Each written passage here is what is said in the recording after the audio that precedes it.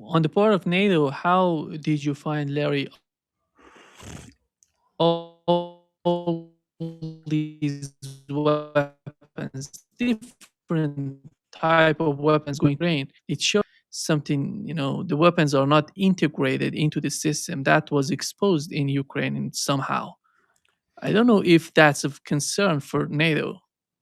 Well, again, um, when Russia builds weapons, they are built in, I guess, according to let's call it a national security strategy. They actually do have a genuine national security strategy, and the the whole military industrial system in Russia is not a capitalist system.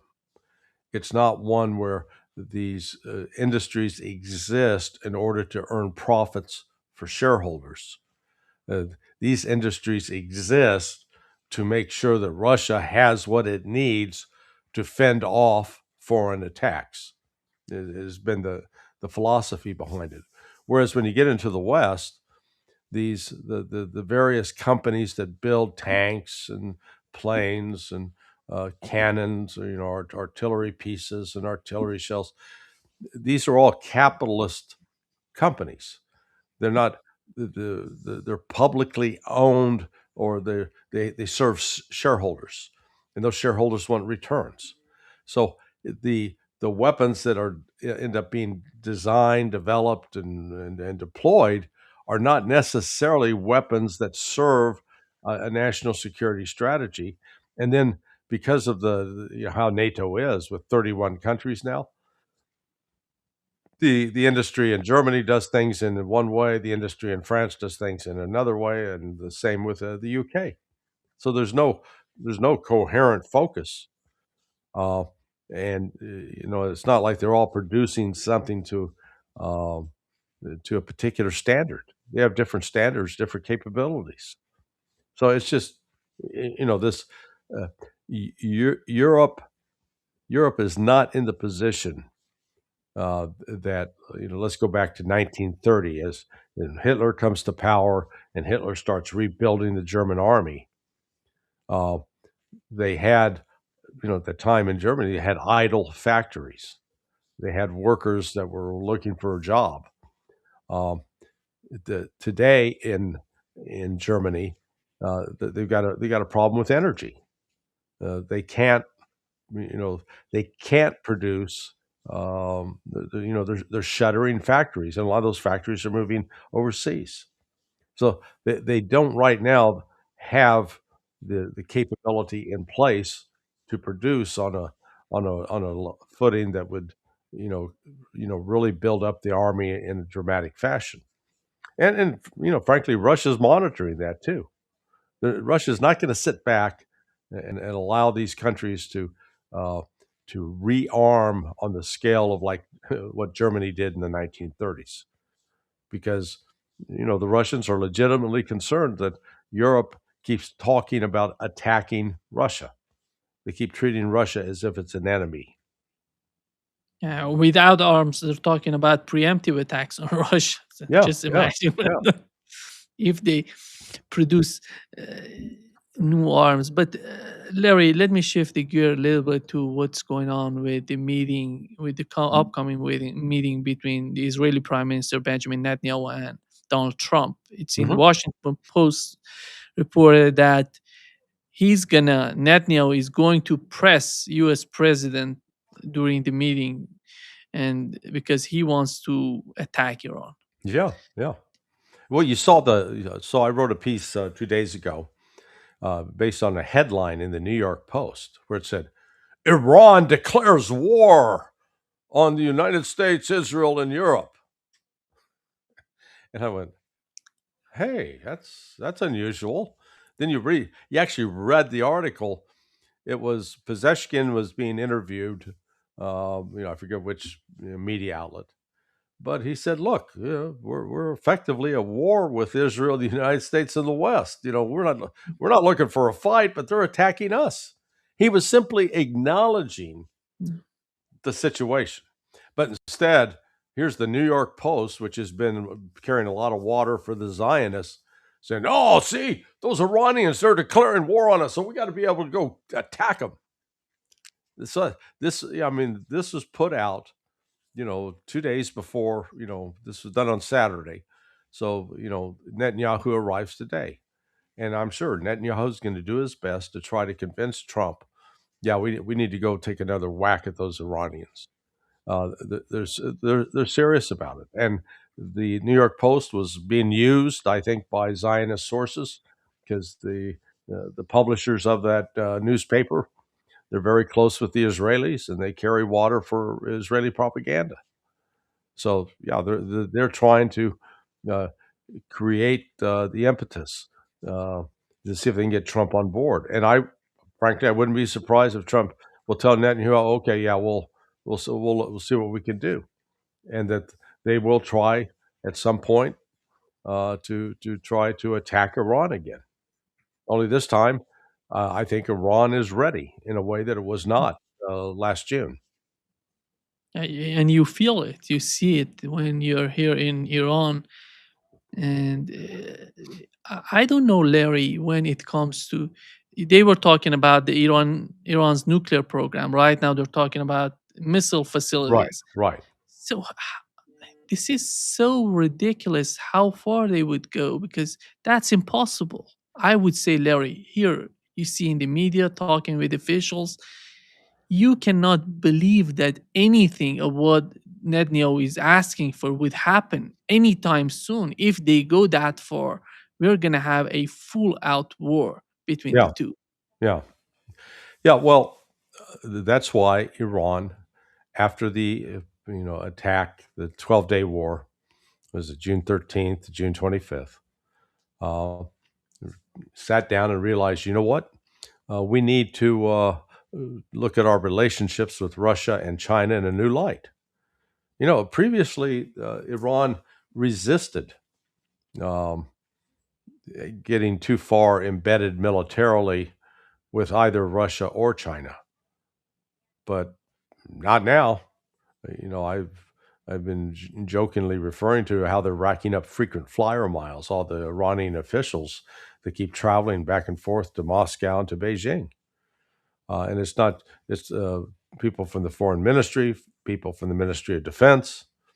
Uh, it's not just one or two meetings. It's, there's frequent contact. So Iran now is militarily, economically and politically in a much stronger position than it was on June 12th of 2025. And if Israel is stupid enough to try to go ahead and attack Iran, thinking that they're going to defeat Iran and force a collapse of society, they may actually end up doing the same to themselves. Because I think Iran is in a much stronger position now to retaliate. And in you follow the Israeli media, they're talking about what would happen in the aftermath of Netanyahu's, administration. It seems that Netanyahu is gonna be, somehow. I don't know how possible is that to have someone in Israel replacing Netanyahu, because after all, and how influential that would be considering the foreign policy of Israel. Well, I don't see any. They get rid of Netanyahu. He's he is gifted in terms of knowing how to manipulate U.S. Opinion and then to get the support from the United States. But um, in terms of the policies he's pursuing, he's there's a majority of Israelis that support this. So it's not like Netanyahu's pushing a policy that the majority of the Israelis reject. It's just the opposite. They embrace it. They just maybe don't like Netanyahu personally, and he is corrupt. But Netanyahu goes. There's still. I don't see Israel changing course at all. But after all, you remember the 12 days of war, which was so, short. Many people getting out of Israel. which wasn't the case, by the way, here in Iran. And Well, right. so, a country of the size of 80, 90, 91 million people, they're not leaving the country. They're somehow unifying from within. And you see in Israel, people getting out, to Cyprus, other countries. So, it doesn't Yeah, well, make I'm sense I'm to me. not sure how much, there were a number that left around that period. I don't know if any have come back, or if they continue to abandon Israel. Um, the threat of war does, I think, may be an incentive for some. The problem is you got these settlers that they continue to try to steal land from the Palestinians. And the latest action over the last month, the government of Israel has authorized and approved more theft. And so um, the you know they're like a ravenous locust. They keep consuming, destroying. Uh, and unfortunately for the Palestinians, while they get some lip service from a lot of countries, there has been no concerted international action to try to stop Israel. For such a long time, Larry, Israel was attacking Lebanon, Syria, Gaza, West Bank, and they were somehow immune from the attacks from outside. Somehow, I'm talking about. But you see, during the war with Iran, they have experienced something different, something that they haven't before. So I think that is still the case for the decision makers in Israel. Do they really want to experience a larger war with Iran? And how is that going to influence them and their society? Well, I mean, when you're assuming that they sit down and rationally weigh out, do an accurate assessment of Iranian capabilities. I don't think they're doing that.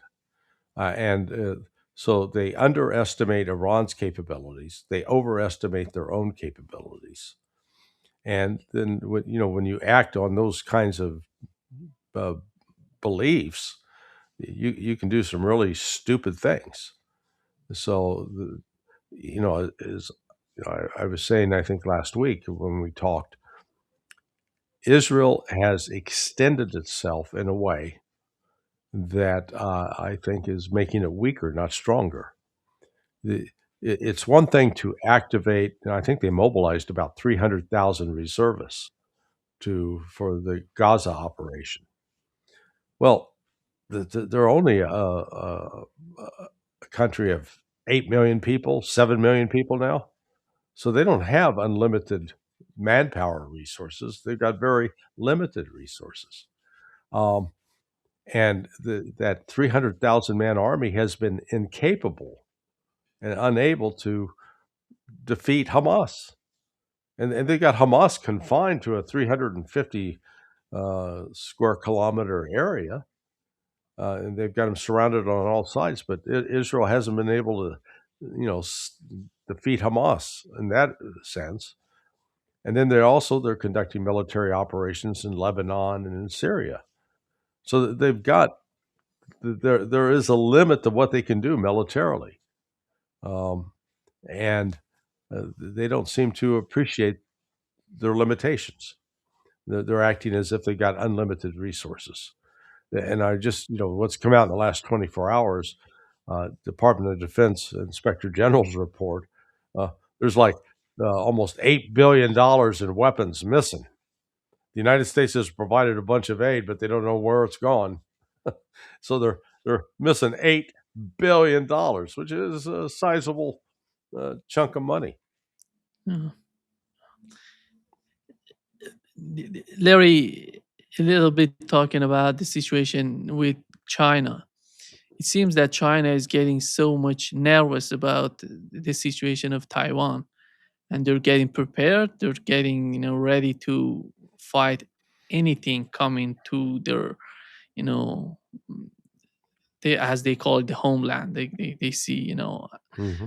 But do you see the United States escalating the situation in Taiwan, or somehow Donald Trump going in that direction of, sending more weapons, making new decisions on Taiwan? Well, the weapons package that was, recently the aid provided to Taiwan, yeah, that has created greater tension with the Chinese. But I don't see China is not going to act militarily to take control of Taiwan. Uh, Not going to happen. They will do this economically. They will do this diplomatically. Um, they don't have to get into that kind of shooting war with the West over Taiwan. The it's like uh, on the economic front, as an example, uh, they're going to stop exporting silver. So silver is now a critical mineral in the production of some key systems around the world. And so this is going to have a dramatic impact. It's along the same lines of when they stopped shipping rare earth minerals to the United States.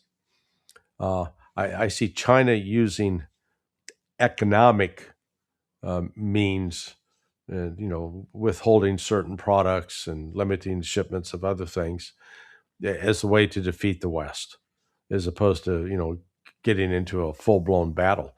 At the same time, they're prepared to defend themselves, and they're going to assert dominance and along their immediate border in those areas just offshore.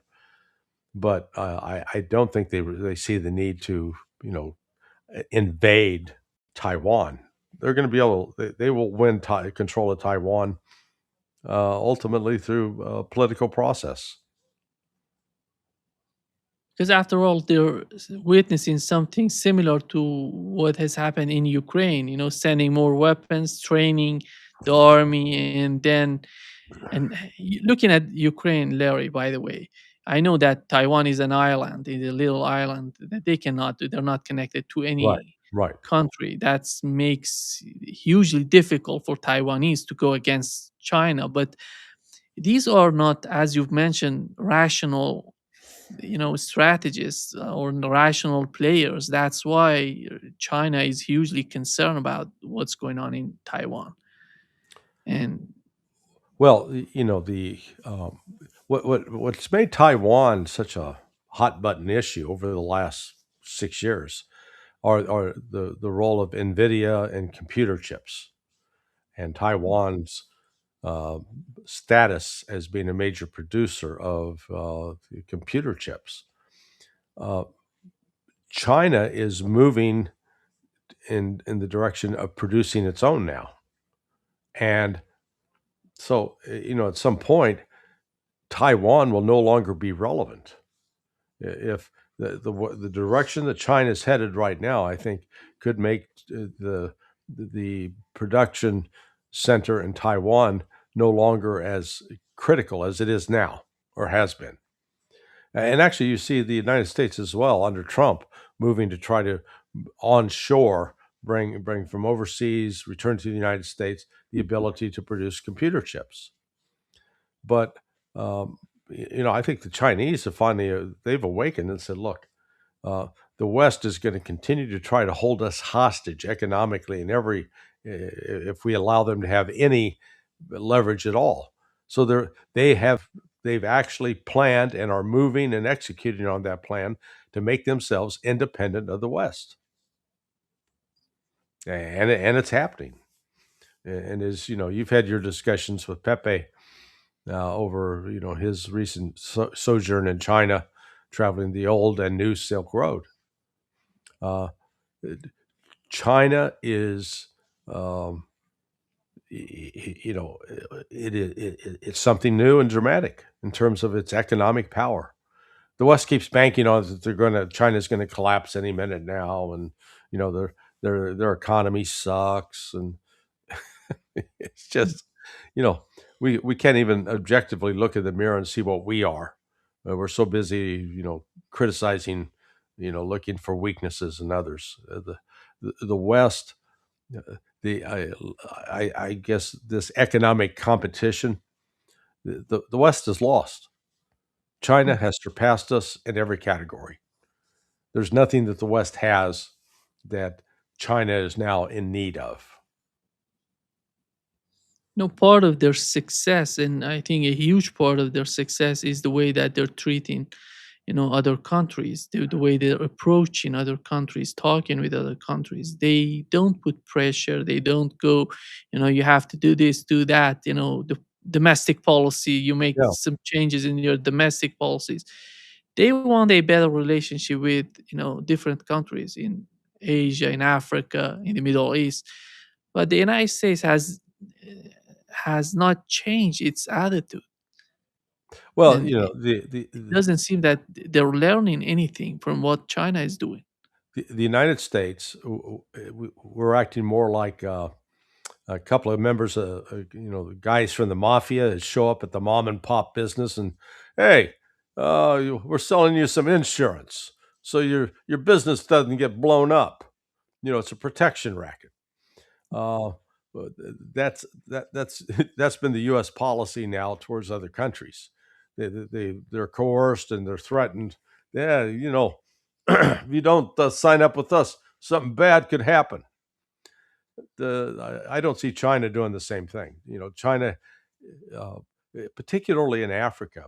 When you step back and look at the role that the West, particularly Europe, played in Africa, they they didn't leave it better than what they found initially.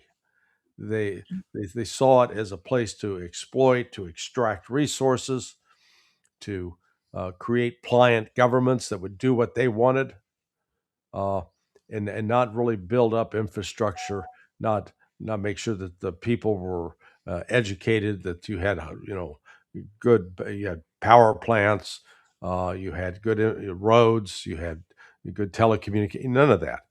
That's where China's coming in with this Belt and Road Initiative. It's building up that infrastructure, and they're not doing it in a way where they say, "Hey, you know, we'll come do this for you, but then you owe us."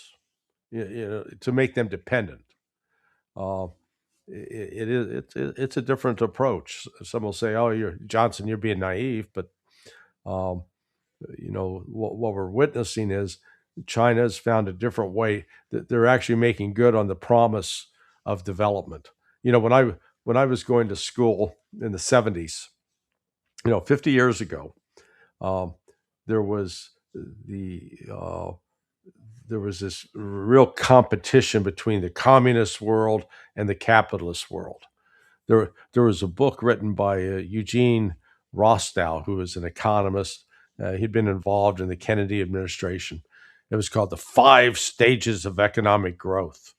And basically, it was just trying to explain how capitalism, in contrast to communism, was going to create all this wealth for these third world countries, and it never happened uh, because the United States was not really interested in building up the wealth of the countries in South America and in Africa in particular.